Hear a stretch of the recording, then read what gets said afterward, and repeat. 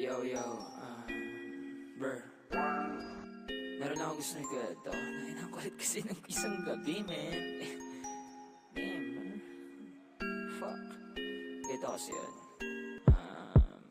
Isang gabi, nasa tabi ako ng bahay at nagsisindi. Pre matindi, may dumaang isang binibini. Humihikbi, napatingin siya bigla sa'kin, sabay lumapit at napapangiti. Sabi ko, hey, ano ang meron? Sabi niya, gusto niya daw bumili. Sabi ko, ha? Bumili nang di ko alam ang tinutukoy mo. Sagot niya, hey, ano ba yan? Pagit naman ako ng hawak mo. Mata singkit, namumula. Bakit ba siya sa'kin natatawa? At tinapik niya ko sa'king balikat, sabay sabing tamang hinala ka na. Tapos bumanat na ang ganda niyan. Tanong ko lang, naka-FG ka ba? Ako naman di ko siya masagot, sapagkat nilalaman ako ng kaba. Nasa isipan ko, sino ka ba? Puta, di nga kita kilala. At may biglang binulong siya sa akin. Di ako tos, huwag ka mag-alala. Sabi ko, shh, dito ka nga. Huwag ka maingay, taga saan ka? Sagot niya, wag mo nang ngangalamin. Ako'y taga dun kung saan ka nagpupunta. At ako ay napaisip bigla. Taga Hulo, sa Barangka, sa Santa Ana o mismong punta. Dun sa Manila o sa Cainta. Sabi niya, I'm your visionite. Pwede bang pa-ride sa vibe? Pampalipas lang ng time. Sobrang hassle na ng life, so I cried. A lot of times dahil sa guy I wanna fly. Ako na maghihimay, okay.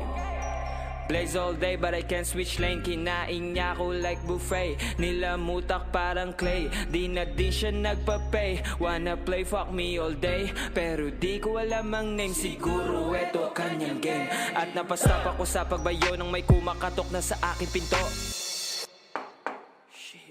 Napatingin ako sa kanyang labi, nakangiti. Tanginang to, meron siyang balak na itinarak, itinanim na sitwasyon. Setting this up, eto na yon. Parang nilunod ako sa balon. Kala ko GS, eto pala'y ko.